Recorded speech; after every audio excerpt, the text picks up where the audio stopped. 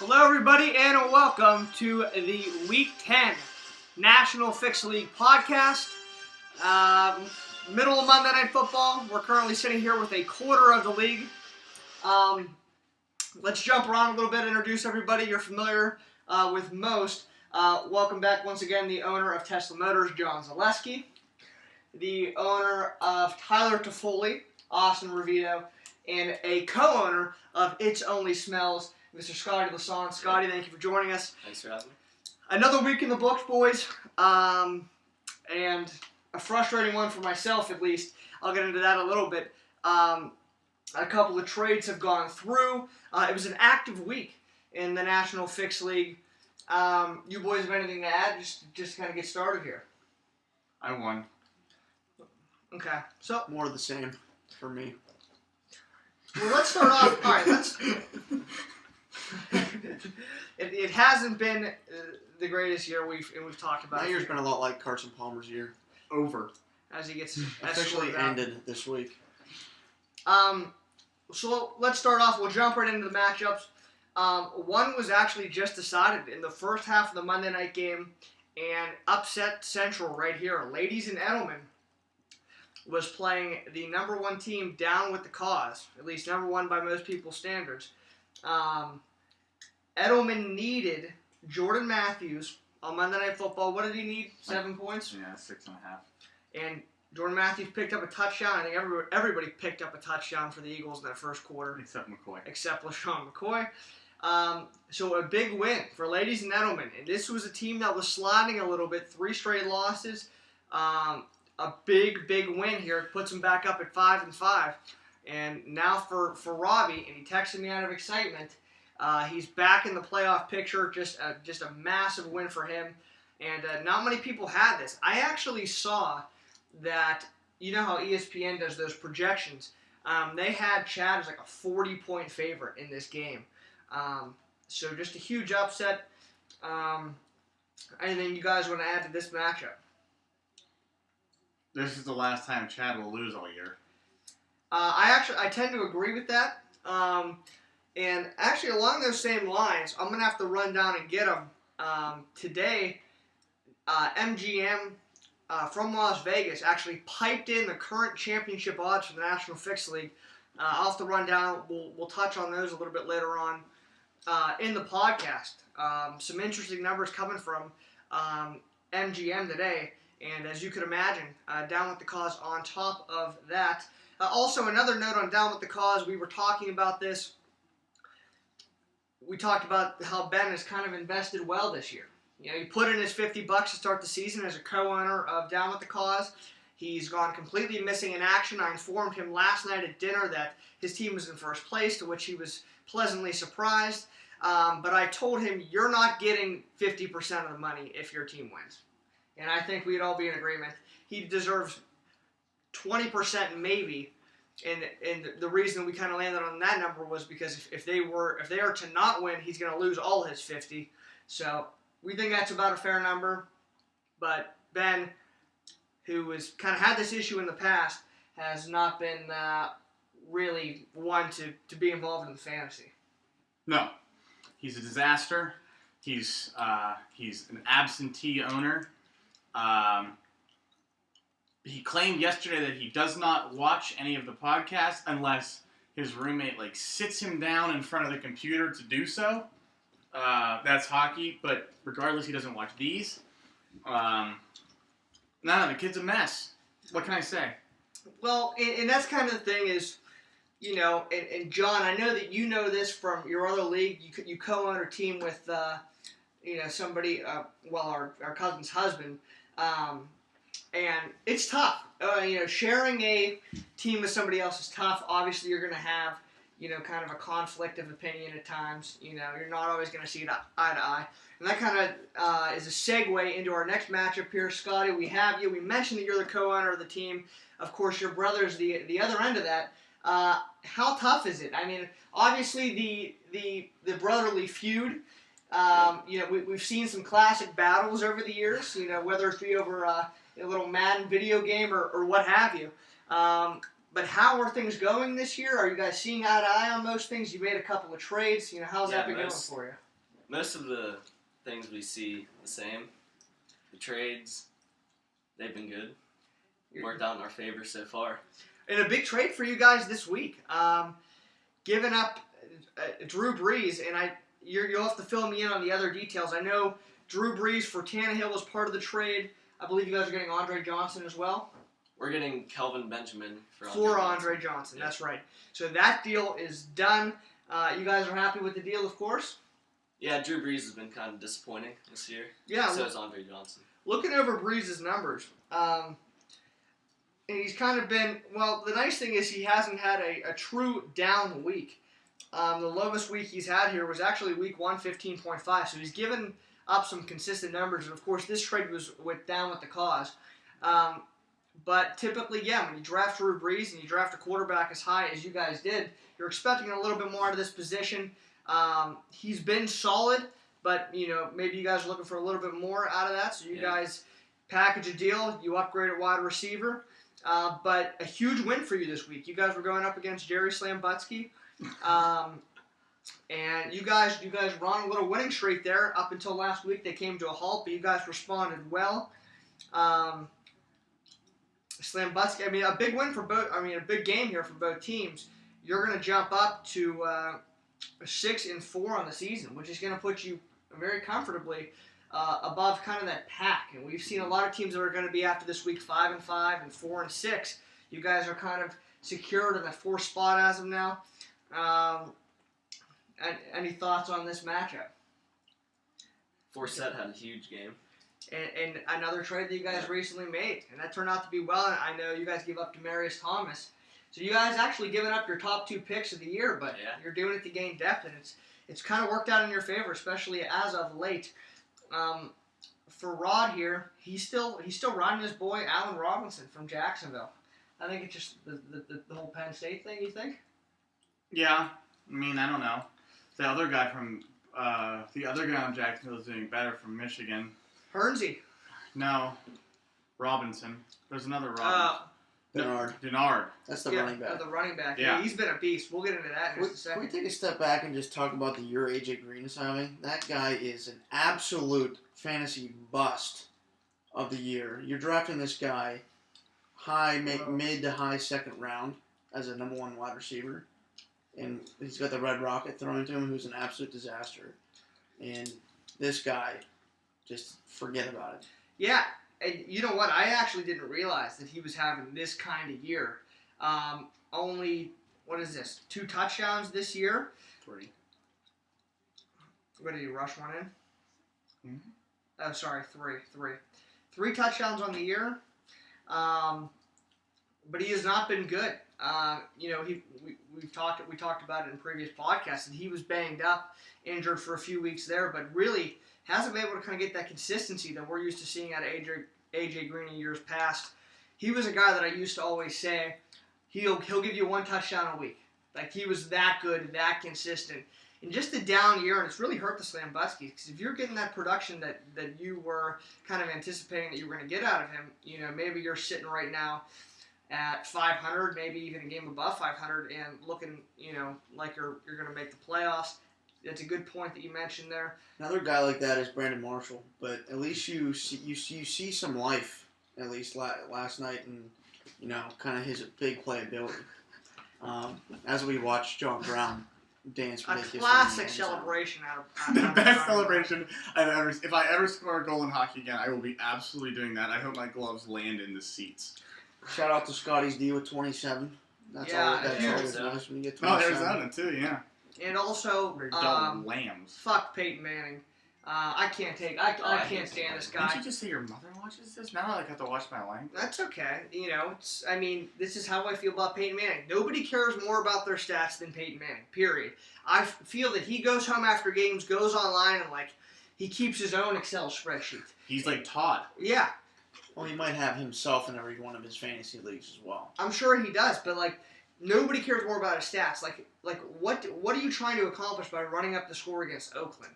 And, hand the ball off to your running back every once in a while. Spread the love a little bit.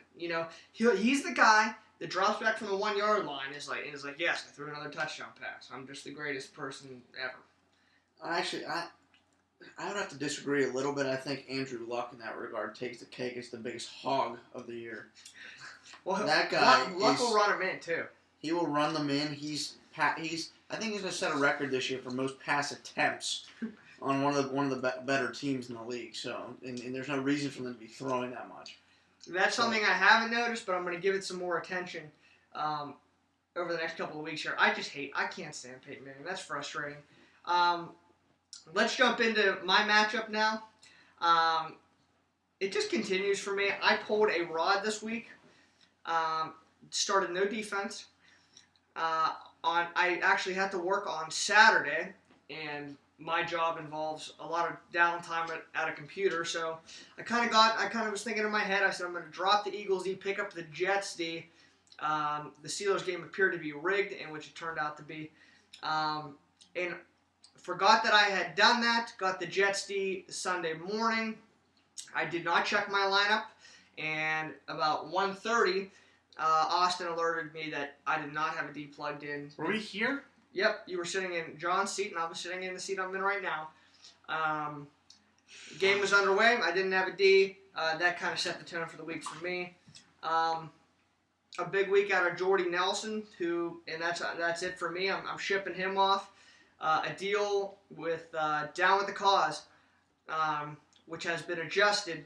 So now it's looking like it's going to be Jordy Nelson and Jared Cook for Antonio Gates and T.Y. Hilton. So I'm excited to kind of shake up my roster a little bit. We mentioned Carson Palmer out with the ACL. Just not a strong week for me. And, of course, the Eagles offense has 31 points. Well, I guess the Eagles as a whole have 31 points through the first half, and McCoy has 1.4. Looking over at the Jackson's lineup, let's give this team some credit here. They've really rallied. I actually looked today, and I think I saw that they are like third in points for this year. This is a team that has big time potential, and hard to argue with the numbers you're seeing right there. Yeah, I'm pretty sure the consensus was after the draft that, what are you guys doing, not taking any running backs, and really it seemed to work out. A lot of value could have been found in the waiver wire, which they did. I think they picked up Denard Robinson, who's been nothing but a beast since he's got the starting job there in Jacksonville. So you definitely got to tip your hat to that. Yeah, and you look at another running back, Steven Jackson, once again, 15.5.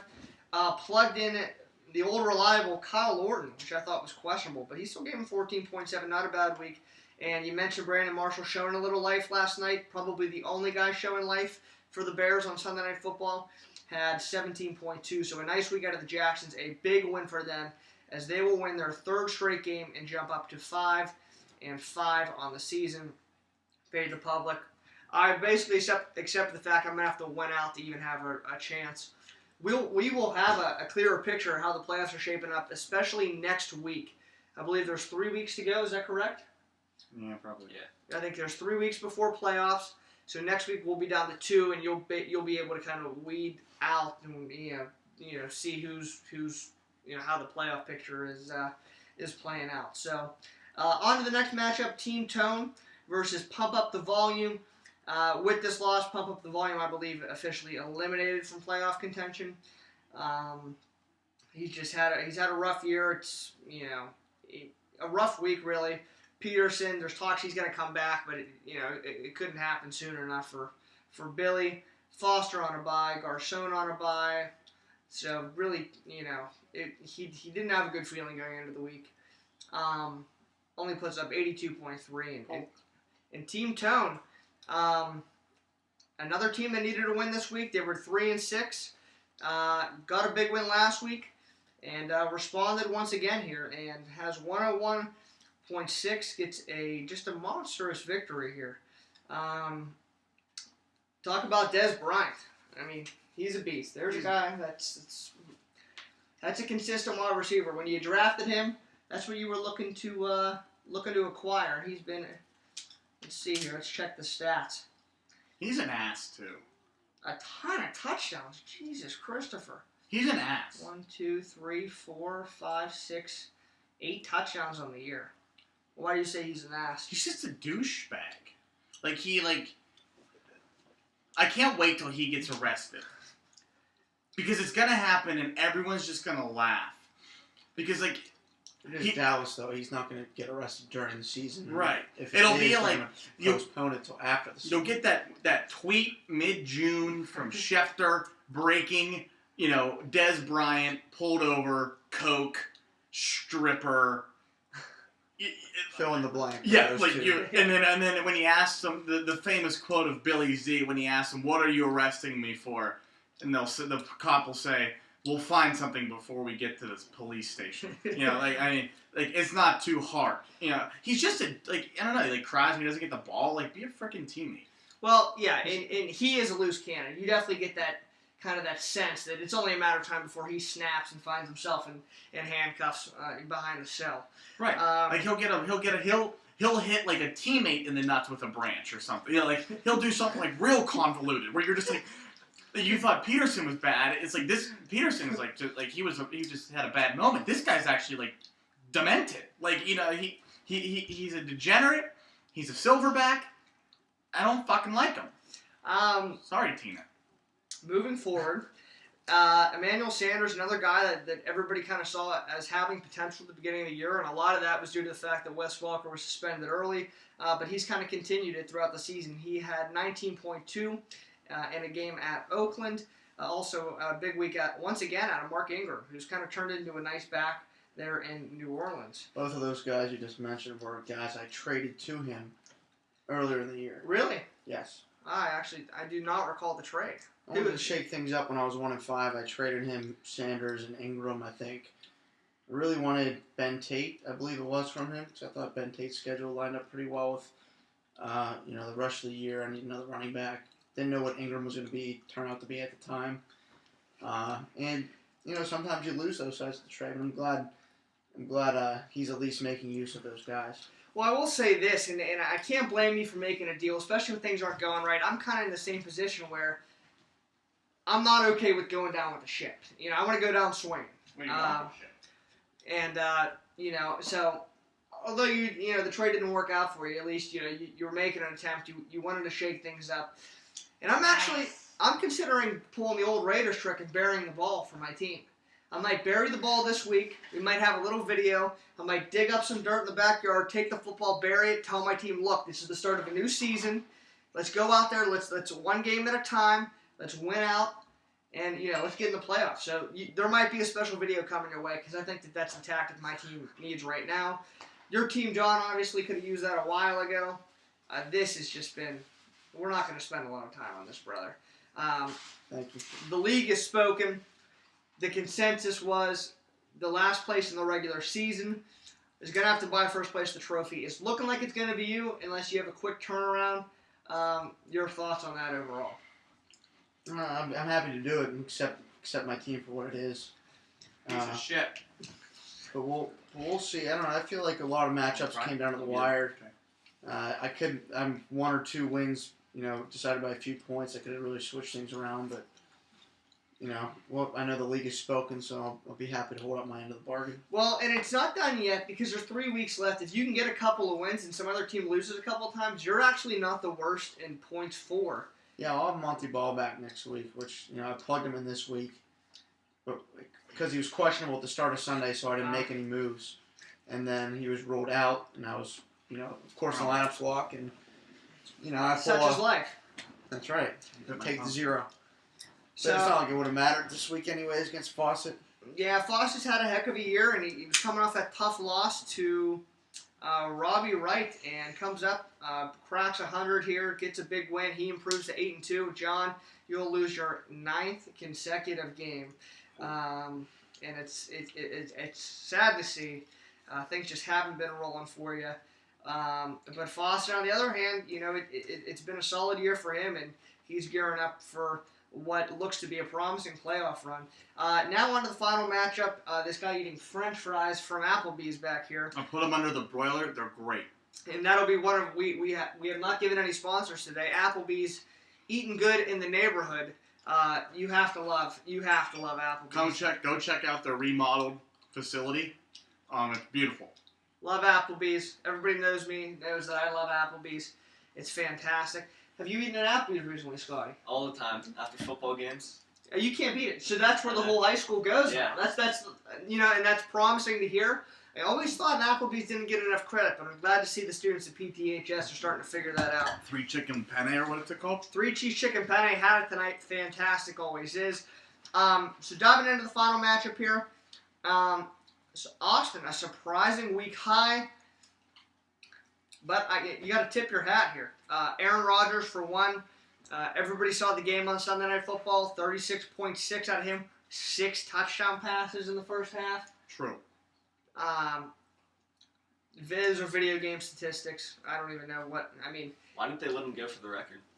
what was the record? 7. 7, yeah. They're a classy organization. Yeah, if that was Peyton Manning, Peyton would have said like, let's go. They for would 10. have had 8. He would have said, let's go for 10. I want to get double digits and like doing everything he can, like bombing it down the field with like 3 seconds left in the half. Although, as I say, they're classy. They did challenge a 4-yard completion. That was questionable. The game was well at hand. They were up by like 40 points late. That was late in the third quarter, or maybe even in the fourth quarter. I think it was in the fourth quarter, and the funny thing is that they were actually incorrect in challenging. So they burned a timeout. You know what wasted made everybody's time. Those, a few people that were still watching the game. They extended the game by another 2 minutes for no reason. looking at it, but going back. Now they have all these like Microsoft Surfaces on the sidelines. Someone probably live bet incompletion. And then they throw this pass that is a completion. And then McCarthy's like, well, shit, why we all had money on the next pass being an incompletion. So, and it was Jay Cutler, so it probably was juiced pretty high. So, and therein lies your problem. And so that's why McCarthy's laughing. He's saying, well, I'll just get a raise at the end of the season to pay off that $100,000 live incomplete bet that I just put in. Also, notably out of your lineup, Martavius Bryant. There's like 8 touchdowns in 2 He's a weeks. beast. Yeah, he's really opened things up for the other guys also in the Steelers offense. He's taking a number out of his cousin, Des Bryant. Is that his cousin? I don't believe so. No. A huge garbage time TD. Oh, This week. back. How far was that pass? Well, not 85 yards. Yeah, so that propelled you to the week high. That's single play. I would have probably lost without it. We talked about Jay Cutler. The Money Manziels had him 8.9. But how about this week out of Marshawn Lynch, the Seattle running back, 4 touchdowns, 40.3 fantasy points. Austin, you mentioned it last night, so I'll let you roll with this. Yeah. You want to go ahead? Spooked him. So Robbie Wright has the,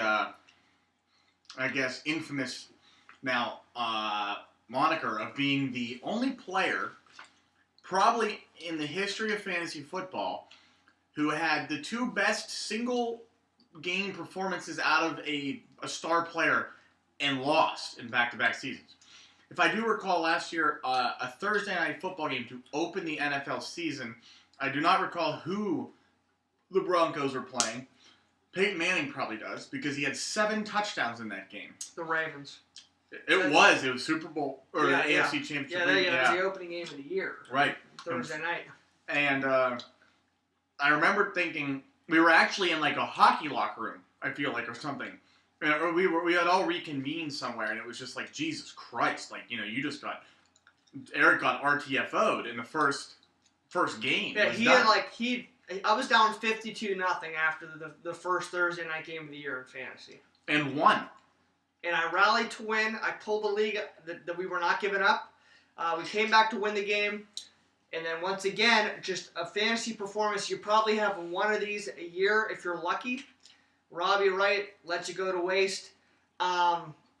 He was 8-1 coming in, so this was another huge upset. A couple big upsets in the National Fix League this week. That's what we do when we're the Kings. Did you see the guy jump out of the way from tackling Lynch? I think it was late in the game. The one New York Giants safety wanted no parts of stopping him from going to the end zone. That's the New York Giants. He literally, he was on. I think he was on the Come On Man segment before this. He literally, and Marshawn Lynch is a scary looking dude. Okay, if you saw him anywhere, even on a football field, he's scary. But that's probably where he's least scary. You see him in street clothes somewhere, look out. I'd be beelining it the other Terrifying. direction. Terrifying. This dude looks like something out of the movie Predator. Alien versus Predator. We're not sure if he's the alien or the predator. So I went down, I grabbed the championship odds as they were piped in today, live from Las Vegas. If we watched Cam Newton fumble again. He's awful. This game is a disaster. We're going to get into, after I run through these, remind me to get into the whole primetime debacle that has been the NFL this year.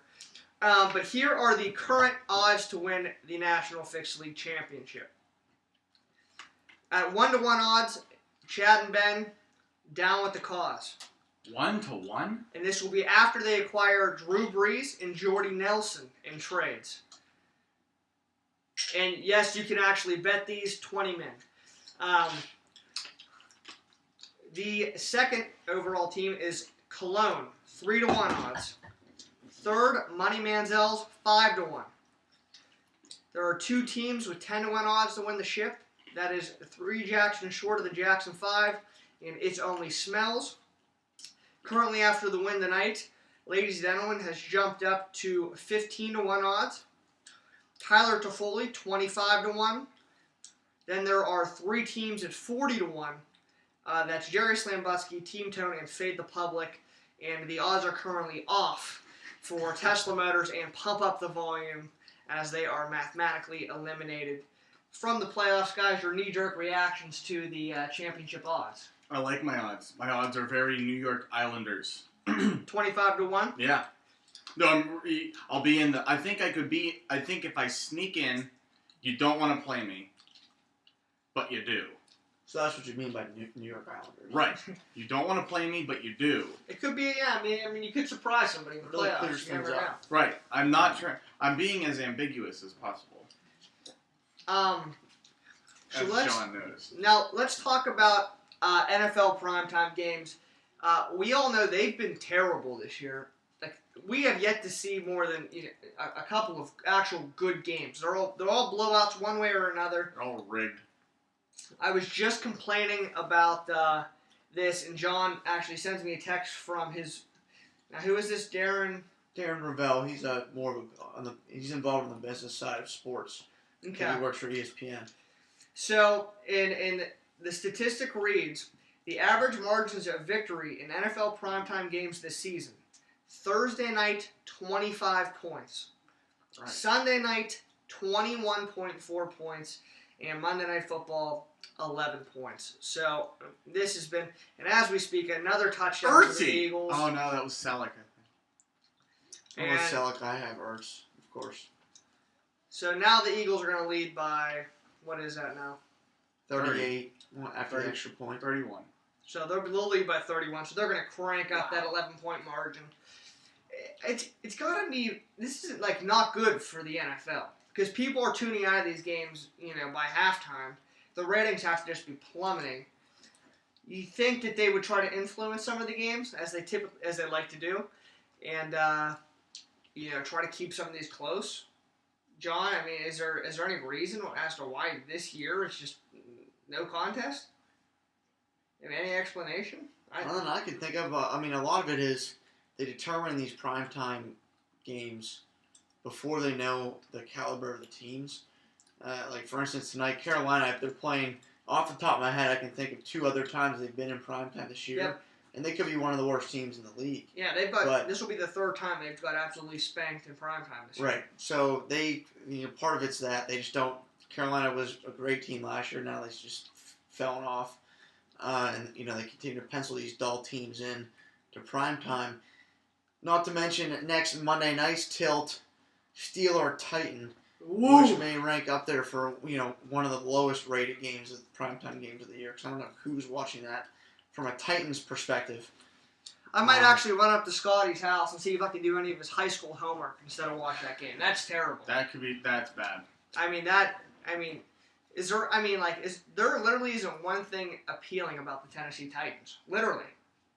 No. There's nothing. They don't even have an electrifying unison. player. Not one. A what? They don't have an electrifying player on the team. No. Not one. I can't name a player on their defense. I probably can. Well. Your boy Kendall Wright is the only name that. But that's terrible. That's gonna be bad. Yeah, they should have an option to just change that game. Yeah, and that the Steelers Titans, that has every bit of a dull 1:00 Sunday tilt written all over it. Play the game, get it out of the way. Everybody forgets that even happened. Half-empty stands And, for either team because you get on with life. Yeah. So since we're upstairs today, obviously we're not down in front of the draft board. I wanted to do, since we would typically do the fantasy football stick 'em, I wanted to just throw in another segment. Let's just talk today, and this was interesting because it kind of happened to, at least happened to Austin and I yesterday. How do you cope, whether it be a fantasy football loss, a tough loss, maybe you battled all week, you had to lead all week, and it was taken away from you late, and you go down. That's no touchdown. Yes, his knee is down. And then, or, a lot of you guys like to gamble. What about in a situation where maybe, and the thought that came to mind as I was thinking of this was Saturday night LSU Alabama, where LSU was getting 6.5. They kicked a field goal to take a 3-point lead with a minute to go, and you probably thought you had it won. Alabama goes down, kicks a field goal, ties the game, and wins it with a touchdown in overtime to cover. How do you cope? McCoy! Finally. Too bad it doesn't matter at all this week. Ravita, we'll start with you. I mean, how do you go about coping with a tough loss, whether it be fantasy or gambling related? Well, it always seems to be the 4:00 games. It always seems to include Peyton Manning because you guys are such pussies that you. Okay. Yeah. And it always seems to include me laying on the couch, just watching the red zone, and there's only 3 freaking games on, and Scott Hansen's always like, "Well, this game's over." And this game just went to commercial. We don't do commercials here on the NFL Red Zone. So I'm going to talk to you and show you a touchdown montage from the rest of the day from all your fantasy players who didn't score and then all the people who are on your bench. And then after that happens, they flash back to Peyton Manning doing hurry-scurry, tapping his helmet at the 2-yard line and going up 48-14 on the Raiders. Oh, you tell me why. Okay. I get pissed. So, So how do you react after that, though? I snap. You just snap and then you feel a little bit better about it after, or what? Yeah, like last night, I heard my dad pouring wine through the little thingy in the basement, the decanter, and he was watching upstairs, and he was good for him. He was watching like Fox News, like he watched the the Republicans take over the Congress again. But it's something to celebrate, and I'm down there, and he's giggling because he knows that I need the other side of that. Or, like, at least he knows, like, I'm not even watching a good football game. And, like, I'm down there, and, like, I'll do the remote toss. Like, the remote toss, and I usually toss it, like, at another piece of furniture. But last night, I got a little haywire, and I frisbeed it into the wall, to which he responded with, asshole. And I was like, I didn't know he was down there. So I was like, sorry. I mean, but then it's like, how do you explain to the owner of the house that you just put a dent in the wall because you're pissed about the Raiders? There's too much going on, and then I'm upset, and then I had to go shower, and and I think the shower helped. And then if the Packers would have just lost that game last night, I would have stolen Hank from John's house, and we would have gone on a run, and we would have just ran home. Hank that would have been the tipping point for you. I would have had to run or something. Last night, your team, the Packers, kind of helped with the coping process. For me, you mentioned shower. That's a big thing for me. Anytime something goes wrong, a shower and maybe a good shave is how I kind of reset. I'm also real big on cardio as well, cardio exercise. Weights usually happen before the game starts, just to kind of get the mind right, feeling good.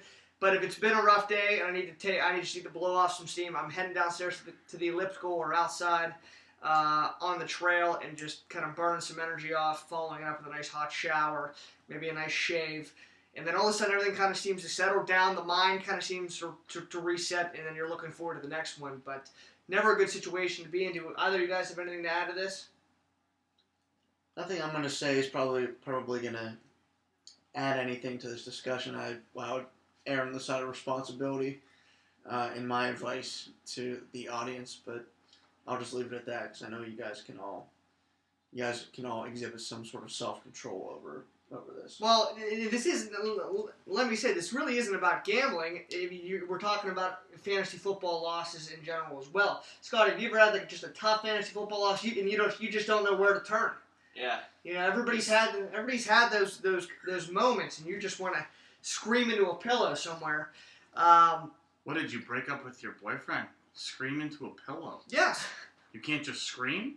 Well, you know, maybe if there's other people around and you're cognizant of that, and you know, if my dad probably wouldn't be thrilled if he knew I was just screaming into pillows for reasons that really don't matter. At the end I of mean, the I day. have heard, like, you in here literally just say, like, at this No, volume, say. fuck Peyton Manning. So I wasn't sure, like, if that's what you meant, or, like, if Yeah, you, but- like, do, like, a, ah! Like the, Yeah, but the scream the whistle. scream whistle, which is a classic move.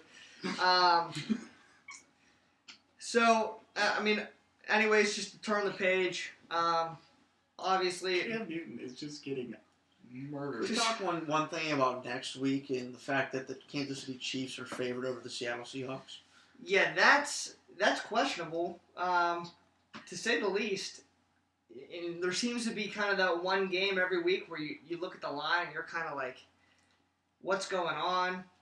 That's an early one where you look at it and you say, I mean, I wonder when the last time the Seahawks weren't favored was. I know that they weren't favored in the Super Bowl, but like outside of that, I mean, they've probably been favored in every game. I will say the Chiefs did smack the Pats earlier this year, like 41-. Right, on that Monday night game. They're a tough team at home. So that's a game to look out for. Scott, how's Matt doing? Is he's off He's at doing school? good. Yep. All is good. He's playing hockey. Yeah, season starts this weekend. I'm not sure if he's a listener to the podcast. Yeah, he watches them. Matt, if you're out there, buddy, we wish you could be here. Where's school? Bowden Which is in Maine. Maine. Yeah. Stay warm. Take a nice jacket outside every once in a while. We do miss Matthew, the big guy. Yeah. We obviously wish you could be here. But obviously, thank you for joining us. And best of luck to you the rest of the way. You guys Thanks. are kind of rounding into form here as the playoffs approaches. My team's doing the opposite. I did want to mention, and I unfortunately put my gum into this. I remembered it off the top of my head. The trade deadline for the league is Thursday, November 20th. So 10 days. So for some of you that are looking to make a deal as you kind of get ready for the playoffs or trying to put yourself in a playoff type position, you have then to do it. I believe it said 12 p.m. was the actual time when that ends, so something to keep in mind. Also, I posted on the message board that it would be nice to get everybody together, maybe go to like Buffalo Wild Wings or somewhere, maybe catch like the 1 o'clock games or something on one of these days. So I know maybe a lot of you guys are like Rod and Birdie. I don't know if you guys will be back around for Thanksgiving, but if you guys are around and you know we can kind of get everybody together, I feel like that'd be a fun time. It would be. But other than that, thank you for joining us once again here on the National Fix League Week 10 Recap Podcast. We'll catch you in Week 11. Best of luck the rest of the way, gentlemen. Roll Tide. Go Pens. Matt.